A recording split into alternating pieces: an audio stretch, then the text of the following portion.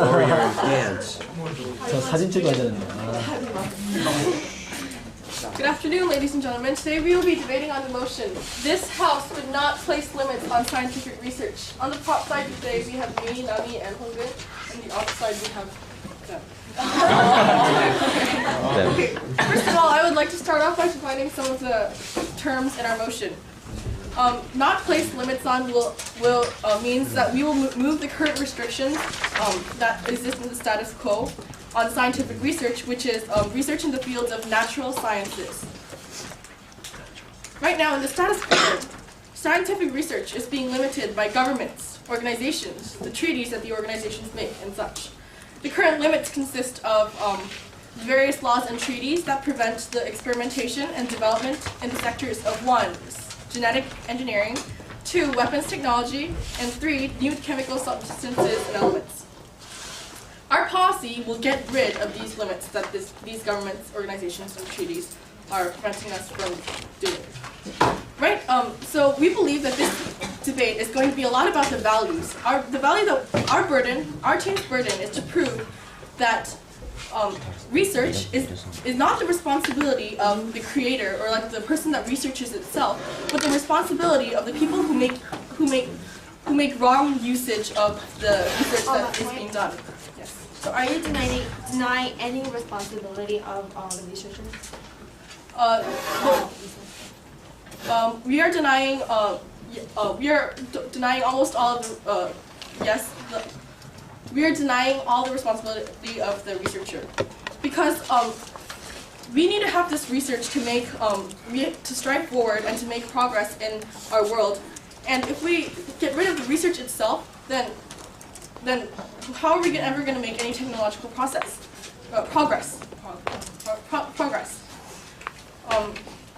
So our burden, as I was talking about, is to prove that it's the responsibility of the investor or the people that make use of the research that is being done. Our team's roadmap. First, I will talk about the severity of the status quo, which will lead to the necessity of our policy. And second is, by Namhee, we'll talk about the responsibility and the benefits. And third, Honggun will wrap up the debate. First, to begin with my argument. The severity of the status quo. There are terminal cancer patients out there who can't get treatment because of human cloning prevention laws. What do you think? So there are all these cancer patients are dying and waiting for a cure, but because of these limits by governments, organizations, and treaties, they are not being able to get the cure that they deserve. That was just one example. Another example, in 7th century England, because of religion and ethics tied with the government and legislation, the notion of cutting up people was totally unspeakable. And because medical practices were thought to be so primitive, even if they had the technology and the idea of how they were going to cure the people by implementing surgery, they couldn't, because dissection in England was totally unspeakable. And this ties to today's example. In today's world, genetic stem cell research is being discouraged in Western countries, so most research has now been moved to Eastern countries. But in Eastern countries, we lack the infrastructure and the equipment and maybe some of the better resources that we could get from the Western countries. So the limits are stunting all the progress that we could be making, which would, in the long run, save many lives. And to go on with my second example, the opposition will probably argue that the scientific research is causing harms. But it is not the research itself that causes the harm, but the way that we use the research. Let's take a look at the Manhattan Project. Einstein only wanted to come up with an energy source that superseded the way we used petroleum and such. And he came up with a theory that if we break up an atom, he built a theory that if we break up an atom and make use of the nuclear power that comes up from it, it would be able to heat homes and be a very valuable energy source. But look what happened from it. There were bombs dropped on Hiroshima and Nagasaki. Was that Einstein's fault? I don't think so. see no points of information. So those were the two examples that proved that with the severity of the status quo, the responsibility lies not in the researcher or the creator, but the investor and the people that make wrong use of the research. Thank you.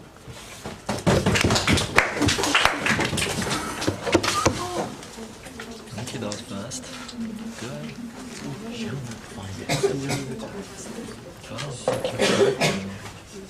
We have a way to cure cancer. Bei Zhang is the first speaker for the opposition side. Let's welcome her. Wow. Okay, good afternoon, ladies and gentlemen. And first, I will rebut some of the points that the first speaker of this side has mentioned. And first, they said that it is not the responsibility of the researcher who developed something, but we believe that it is the responsibility of the researcher, because if they don't have the responsibility, then they're gonna create all the weird things that are gonna cause major crisis to human beings. And second, they talked about human cloning. However, they didn't really say how they were going to solve the problems that happened because of the human cloning. I believe that if they are going to not limit the scientific research, they really do have to say how they're going to solve the problems here. Okay, now I'll go into our points. Okay, first, our burden is to prove why we should not place limits in scientific research. We have 2 points. The first is that the result of the unlimited scientific research can lead to major crisis in terms of environment and human health, which will be presented by me. And second is that scientific research without limits bring about moral hazard problems, which will be presented by Daewon. And Google will summarize our points. Okay, before I move on, I'd like to remind you that we are not saying that we should stop all the scientific research. However, we are saying that we should limit it to establish solutions that could solve the problems of the moral and environmental problems caused by science. Okay, first, the human health problems. Okay, as of 2004, nuclear power provided 6.5% of the world's energy and 15.7% of the world's electricity. However, this nuclear pollution causes cancer, infertility, and loss of hair, and much more problems. The nuclear accidents are not only fatal to human beings, but also to the plants and animals. In 1986, in Ukraine, there was a serious accident at the nuclear station at Chernobyl. The accident was caused by a sudden surge of power. Among the approximate of 600 workers present in the site at the time of the accident, 2 died within the hours of the reactor explosion, and 134 people received high radiation doses and suffered from acute radiation sickness. Also, it is estimated, no sir. It is estimated that 4,000 radiation-related cancer death is due to that accident. As you can see from this example, human health can be severely affected by the unlimited scientific research. Second, the result of the unlimited scientific research can lead to major crisis in terms of environment. As we all know, the automobiles and the modern technology cause a lot of pollution. The air that you breathe, the water that you drink, the food that you eat are all very much polluted because of the unlimited scientific research that are going on right now in this second. Do you sir. Do you want to be affected by these pollutions caused by unlimited scientific research? Do you want your children, do you want your grandchildren to be affected by these pollution caused by unlimited scientific research? And last, imagine for a second. Let's say that this policy did pass and the air pollution got worse because the scientific researches were unlimited. Research was unlimic. Because of this, the air pollution got much worse, and because of this air pollution, your child got atopic dermatitis. Before you go on, ma'am. In order,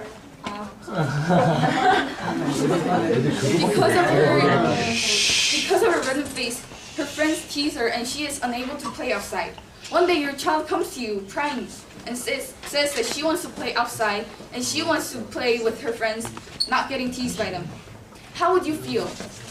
You would cry and regret so much that you did not go for our team. So please, please, for the sake of your beautiful, happy, and healthy child, please vote for our team. Thank you.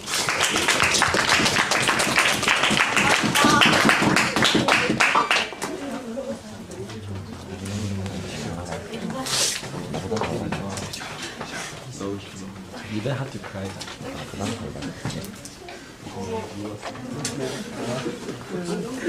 Kim Namhee is the second speaker for the prop side.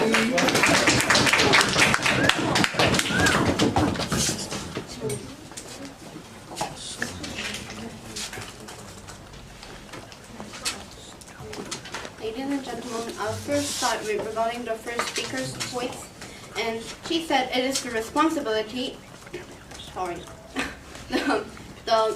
not restricting scientific research leads to a major crisis in human beings, and because scientists might create some weird stuff. But what are those weird stuff? She didn't even give examples of weird stuff. And about nuclear pollution, she said it is fatal to humans, but it is the effects of scientific usage, and it has nothing to do with the scientific research itself. And about the accident which blowed up, and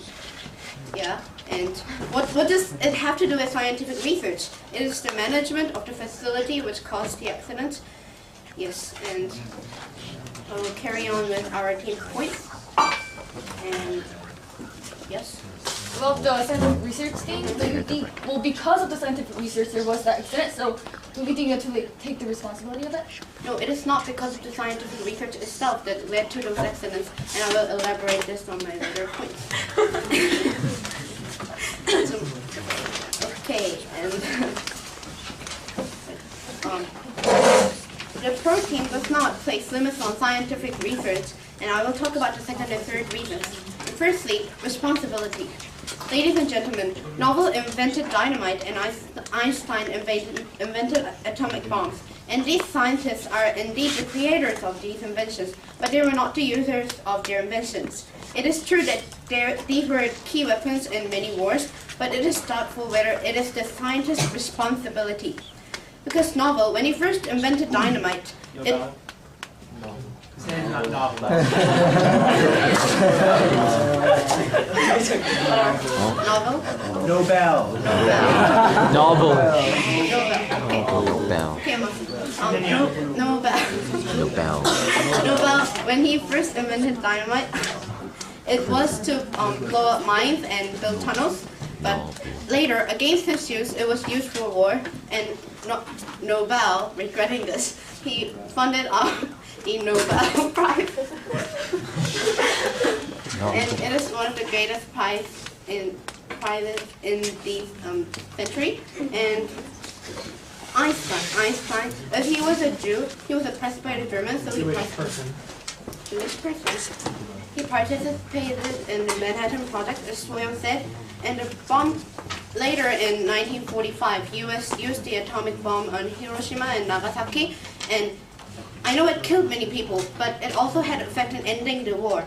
These days, powerful countries which have powerful weapons, they take more care with foreign relationships because they know that these weapons are very destructive. And could Einstein have imagined these effects when he first made the bombs? No. So what I want to say is it's not the responsibility of the researchers. And secondly, the benefits. Ladies and gentlemen, millions of people are dying from AIDS, and animals are becoming extinct because of rising temperature. And because of scientific development, these may have been caused. And so we say it is only up to science to end this damage. If we stay as we are and do nothing, how it will lead to solving problems. And Out of numerous benefits from scientific research, I will state three main benefits. And firstly, cure for disease. More people will die from cancer than from car accidents. In fact, 10 million people every year. And there are also genetic diseases still unknown to the medical world. And scientific research can solve these problems. There's genetic engineering and stem cells. And secondly, there is alternative energy, and because of increased use of coal and oil, the levels of CO2 has risen, and it led to disastrous environmental problems. There could be an alternative energy, which could be the answer of this lack of oil and coal and this economic crisis, oil shock and whatever. But restricting scientific research reduces the chance for scientists to make great discoveries. What do you think about this, ladies and gentlemen? And thirdly, development of weapons. Development of weapons can in fact reduce collateral damage, because if weapons are improved in accuracy and effect, there will be no need to harm common people to bring down the government. Okay, so because of these two reasons, I sincerely ask you to pass this motion. Thank you.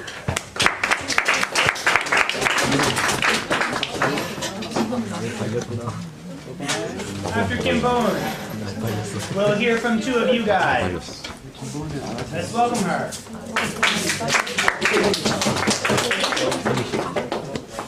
Thank you, Mr. Speaker. As the second speaker of the opposition side, I would first like to rebut to the points of the proposition made and then go on to the significant arguments of our opposition team.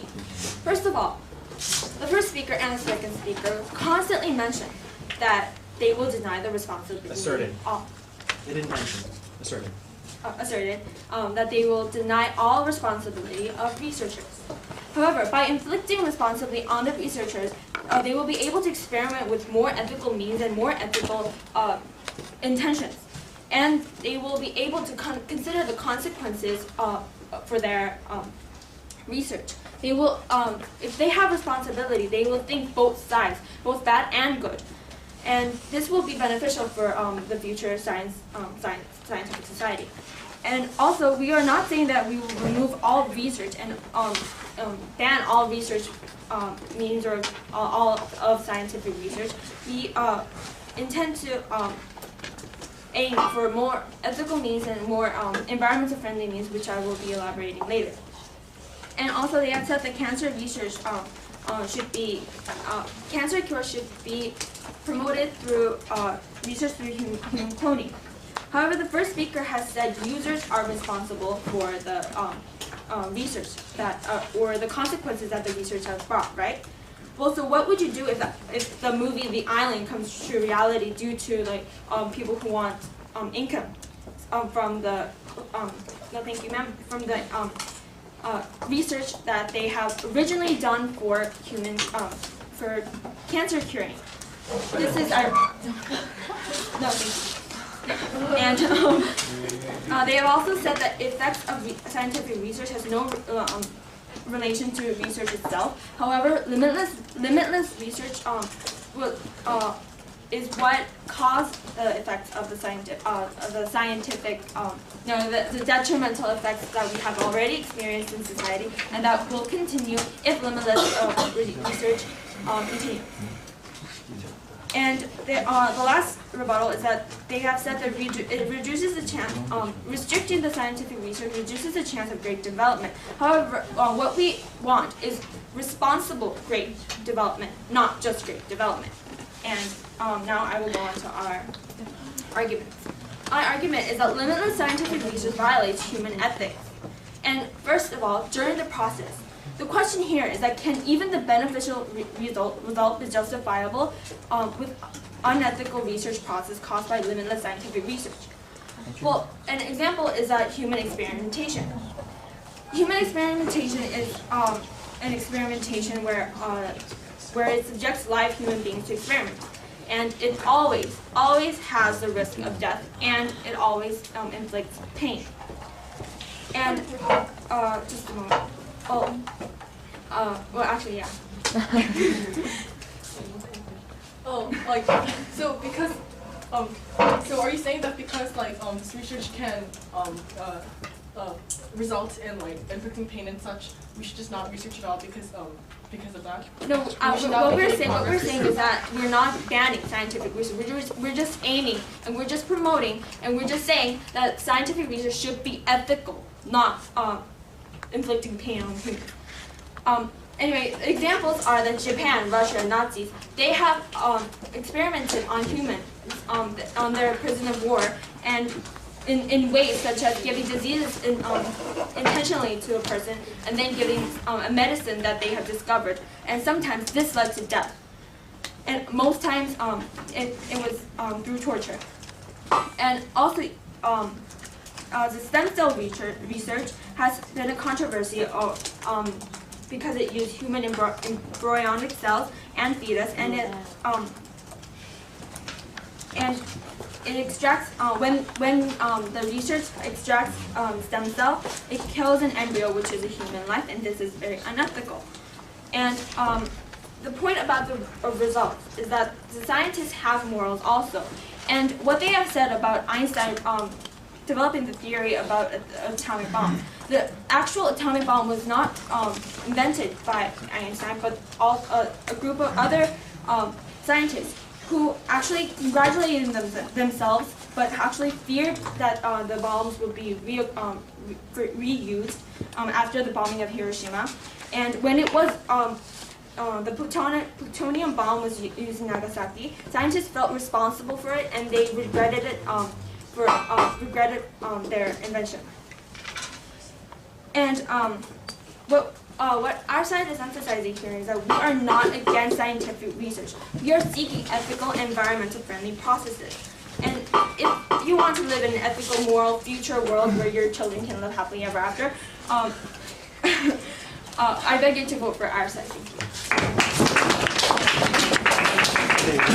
I'll take volunteers for this one, this being our last. Okay, the two hands I saw first. Any preference? Opposition?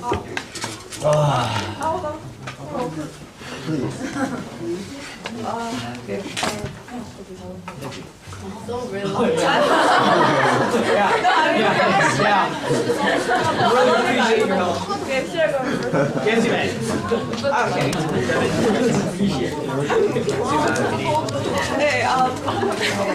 Let's come to order, please. Give our floor speakers our attention. Okay,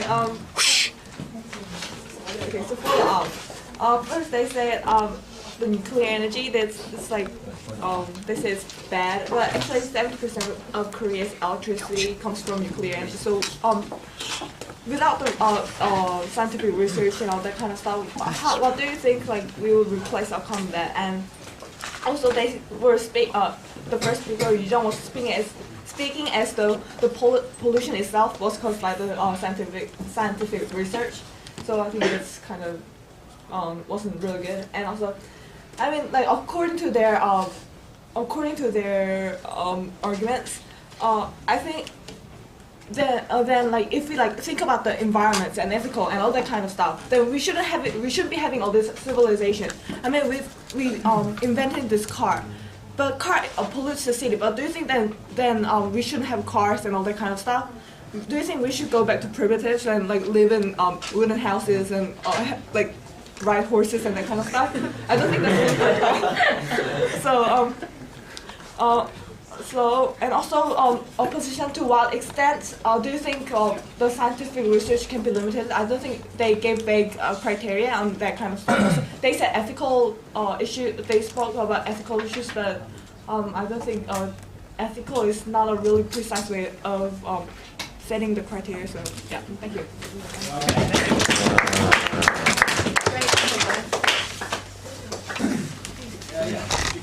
Okay. Could you face this way, please? Well, first of all, I would just like to point out the contradiction with the proposition side. The first speaker said that Einstein just, wanted to provide a better energy source than the current one then, and then suddenly the second speaker said that Einstein invented the atomic bomb, and it was good because it ended the war. Well, that's just one point. And what I want to say is that, well, I do believe that research is good, but I want to say that research actually increases people's greed. You know, research develops every year and day by day, but then following that, people's greed increase that much too. It is easy to say that people are sophisticated enough to self-control their greed, but actually it is not. I could see Einstein's main purpose was to make a new energy source, but the people around him, the greedy people who are not like, who aren't exactly like Einstein, actually want to make better things to fulfill their greeds. So, and not only that, developed weapons, which I think the second speaker said that will prevent rebellions from coming up, but like we see in Iraq, the USA, who has the best weapons in the world, have not actually cleared their mission in Iraq. And well, I believe that their policy should set limits on people's greed, or if they can't do that, I believe that the status quo should go on, and the government should continue placing limits on scientific research. Thank you. So, final speaker for the outside. Song. Center midfielder. I'll start with the rebuttals. They mentioned Einstein and Nobel that they did not know nor intend to create weapons that we use today.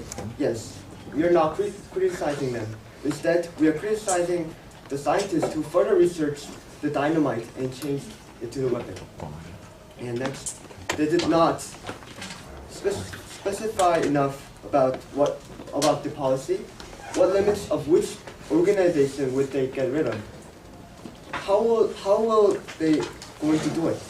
I mean, how will they going to get rid of it? Now, the clash of this debate was the issue of responsibility. On this point, we believe that sometimes scientific research are done for negative uses. For example, what about the Nazis and Japanese scientists who was eager for the scientific research to make new weapons? Aren't they responsible? So I'll summarize our team's argument. Our team questions the environmental and ethic issue. There can be researches that harm the environment, and dignity of humans. In the real world, as the technology developed, as humans, we became more harsh on the environment. More factories giving off fumes, more natural resources are used. Moreover, during the researching process, research on human, like using human for experimentation as Nazis or Japanese did, can deteriorate the dignity of humans. Next, the purpose of science is to increase the living standard of all mankind. But if you look around the world, we do not see the picture we intended. In some countries of the world, people die because they don't have enough shot to cure simple diseases. In some countries of the world, people starve to death because of low agricultural productivity. If we only buy books but don't read it, they are useless.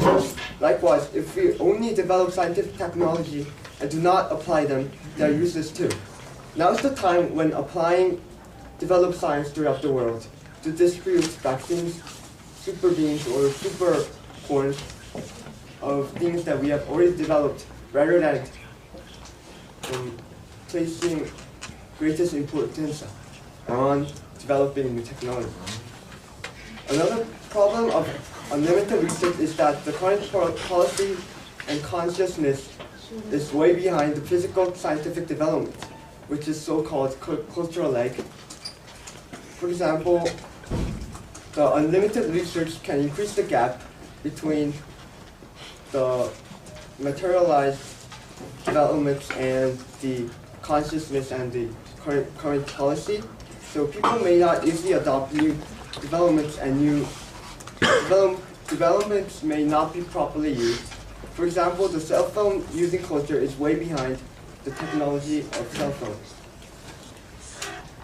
It is obvious that humans have prospered throughout until now through scientific research. The camera here, the notebook, this projector, it's all this technology. However, by appropriate limits on research, we hope to find a way that humans can prosper without causing problems on environment as well as the dignity of human. Thank you. Okay, and we'll have to go through quickly. The last speech will be Honggun's. Welcome in.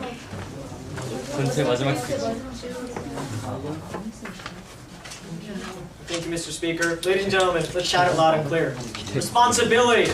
If your mom makes you a very tasty, good pie, you have the choice. Are you going to eat this pie for your own benefit, or are you going to smash it on your friend's face? In this case, is it your mom's fault? What happens to the pie? What happens to your friend? What happens to you for smashing your friend in the face with a pie? No, it isn't, ladies and gentlemen. This is exactly what science is about. Scientists give us this great technology. They give us something that raises our living standards. They give it through their research. And it is up to us, people who invested this, people who received this, on how we're going to utilize this resource. Now, ladies and gentlemen, this is where we talk about responsibility in the research again. Scientific technology has two sides to the story. It can be either used for good, it can be either used for bad. But that doesn't mean we should eliminate research itself because of the risk that it could be used for bad means. We shouldn't make it we shouldn't not develop at all because there is a certain tiny little risk, which in fact opposition did not mention at all. No, thank you, ma'am. There are some sacrifices we must face during this research, which again, the opposition did not mention at all. They didn't mention any of the sacrifices we must make for this development. They didn't attack anything. They spent 15 minutes telling us about the problems that people use on how people use science in a bad way, on how people screwed up, not scientists, not research, but people, but results. Limited usage. Ladies and gentlemen, today's technology is limited. We cannot go any further. We are already at the brink of making extraordinary developments, extraordinary findings. But still, because of ethics, because of religion, because of legislation, we can't do human cloning. While we have the technology. We can't make better weapons that can reduce collateral damage. Well, we can't because there are treaties around the world that prevent it. We can't develop new substances which could actually take out global warming, which could send us to space. But we won't because there is something called a danger, which people say, oh no, it's too dangerous. Ladies and gentlemen, where would we be if there weren't pioneers? If there weren't people who actually sacrificed some part of their lives, some part of other people's lives, in order for our development? Is sacrificing one person in order to save 1 million people that hard? In this case, is sacrificing, if you look at the scientist himself, he sacrificed himself for all our benefit. Is it really in our hands to actually blame it on him for what happens to his results? No, it isn't, ladies and gentlemen. Now looking over, the opposition today just really didn't do anything. They stated that they were just promoting, that they don't want these new weapons, they don't want human cloning. In other words, they're not doing anything. They're saying that we can't, they're not doing anything at all. They're just saying, oh, let's develop, but let's develop with limits. How are we going to develop with any limits at all, when we're already at a tipping point, ladies and gentlemen? We can't do anything without risk. That is one thing we must keep in our hearts. The safe way. No, that will not work for development in all means. Where would we be if we all took the safe way? If humanity took the safe way up to this day? Nothing. We'd be walking around barefooted, we'd be writing on the walls. Whether it is good, whether having a notebook, whether having a cell phone, whether we're riding cars or planes or subways is good, is up to you to choose. It is up to you to choose and up to the not up to the inventor to choose whether it's good or bad. That is why we want you to pass this motion today. Thank you.